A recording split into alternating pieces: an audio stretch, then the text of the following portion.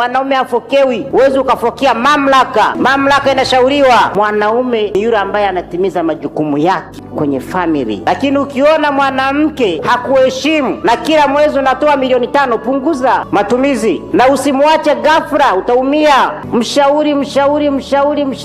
Ukiona amefikia kiwango, unaona sasa mimi hapa. Na mara nyingi mwanaume mwenye hekima na busara, usiombe ushauri kuhusu mkeo. Akimsikiliza mtu mwingine ndio aje kutii, na maana utiifu wake hauko kwako, huko kwa huyo. Achana naye. Yaani mkeo asipokusikiliza na kukutii mpaka mkaita vikao, hiyo sio ndoa. Kwa hiyo wewe usipokuwa kichwa kwenye familia, wewe sio mwanaume. Unatakiwa uturudishie vyombo vyetu, uvae abaya, uendelee na mambo yako. Yes sir. Unanipata vizuri? Yes sir. Kichwa maana yake kuwa chanzo cha mambo. Wewe ndo ndani ya nyumba unaweka mikakati. Manager wanaita domestic manager, mama wa ndani ana take place, anaendelea. Fikira kuu na mtu mwenye upeo wa kuongoza, sio maneno yangu. Soma Waefeso 5 mstari wa 23. Wewe ndo fikira kuu ndani ya family. Mimi naamini baada ya kikao hiki hatutosikia tena kwenye taifa letu na wageni wetu kutoka nje za mbali, hasa sisi wakilishi, usilalamike, usiumie kwa ajili ya mtu uliyekutana naye vitovu vimekauka. Yes sir. Na ukikuta mwanaume ambaye analalamikia, wewe jiulize, mke ulionaye ulitongozewa au ulitongoza mwenyewe?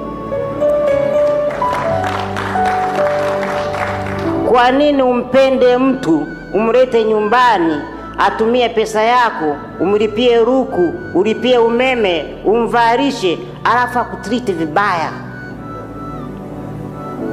No, can't be. Kata mti, panda mti.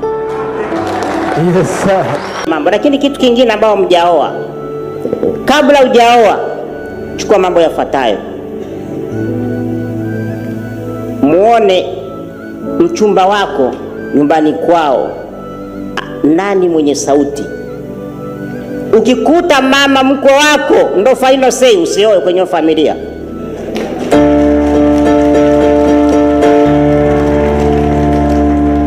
Usioe kwenye familia. Acha. Hata kama unapenda namna gani, tafuta chombo kizuri zaidi ya kile, weka ndani. Yaani familia inafanya kile ambacho kinafanyika kwenye familia. Kama kwenye familia baba mkwe wako mtarajiwa hana sei, chochote anafanya mama mwenye nyumba. Mama anatoka haji, anarudi ya muda anaotaka. Mama hamwandalii chakula mme wake. Mama hamfurii mme wake. Mama hamnyoshei nguo mme wake. Mama hamwandalii chakula. Usioe kwenye familia. Unachukua matatizo unaongeza kwenye ukoo wenu na migogoro. Tafuta familia ambayo mama ni mtiifu na mwanaume hatolewi taarifa. Mkeo anapotaka kutoka, wewe umekaa ndani umelala, mkeo anaoga, anavaa, anamaliza kuvaa, anaweka hapa mkoba, anakuambia Garabi, natoka kidogo. Huyo sio mkeo, huyo ni mshikaji wako.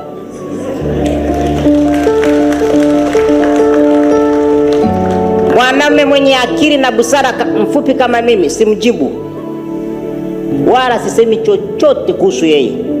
Amekudharau, dharau kubwa sana.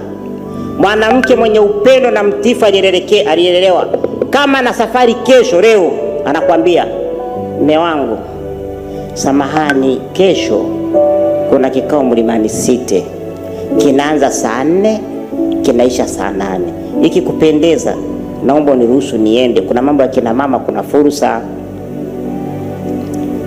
Mwanamume mwingine anaweza nikakiti kama sijasikia na nyamazia. Na mwanamke mwenye busara utamuona. Mwanamke wapi atakwambia, ina maana hujanisikia, nitaenda sasa, tuone utanifanyaje. Unajua hapa sina mke, nina mke na mimi mwenzangu. Tofauti ni mavazi na jinsia. Mwanaume mwingine ananyamaza, mnalala asubuhi, unasikia kile kao saa 4 saa 2, jiandae uende. Asa mume wangu asante. Mimi siku hizi kakaangu Nabii siangalii ile michezo ile ya kina Zembwela ile. Siangalii kwa sababu huwa natamani nivunje TV.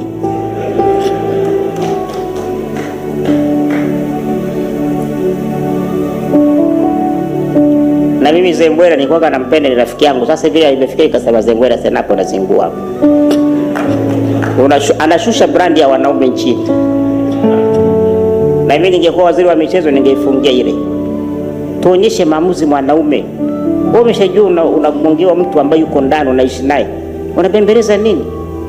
Hatuna uhaba wa wanawake. Na sifa ya mwanamke lazima mwanaume ujue kutongoza. Yes sir. Umeelewa? Yes sir. Mwanaume ni mtawala wa mkewe na watu wake wote nyumbani kwake. Hiyo usoma Mwanzo 3 mstari wa 16. Watakuja semea kale kanatoa wapi maneno ya kwake? Tu ya kwangu ni maandiko matakatifu. Mimi naishi humo. Akamwambia mwanamke, hakika nitakuzidishia uchungu wako na kuzaa kwako. Uchungu utazaa watoto na tamaa yako itakuwa kwa mumeo, naye atakutawala.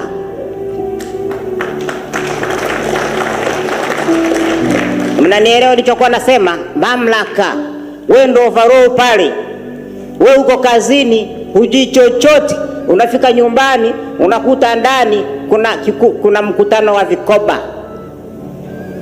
Sebure yote imejaa pale, wanajadiliana.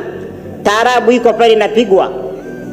Sasa wewe unafika nyumbani, mama vipi tena? Walikuja kikundi chetu kinaitwa Upendo Umoja ni Mshikamano. Sebure yote pale ndani. Una taarifa? Hujaoa.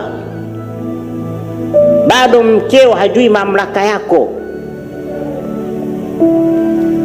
Kwa maana ya kuwa mume ana uwezo juu ya mkewe, si kwa ubaya, bali kama kiongozi jasiri mwongoza njia. Mwanzo 3 mstari wa 16. Biblia hiyo ina maandiko matakatifu. Usilalamike, usiumie kwa ajili ya mtu uliyekutana naye vitovu vimekauka. Na ukikuta mwanaume ambaye analalamikia, wewe jiulize, mke ulionaye ulitongozewa au ulitongoza mwenyewe? Kwa nini umpende mtu, umlete nyumbani, tumie pesa yako, umlipie ruku, ulipie umeme, umvalishe, alafu akutriti vibaya? No, kata mti panda mti. Kwa hiyo wewe usipokuwa kichwa kwenye familia, wewe sio mwanaume. Unatakiwa uturudishie vyombo vyetu, uvae abaya, uendelee na mambo yako. Yes sir. Kichwa maana yake kuwa chanzo cha mambo. Wewe ndo ndani ya nyumba unaweka mikakati. Manager wanaita domestic manager, mama wa ndani ana take place, anaendelea. Wewe ndo fikira kuu ndani ya family.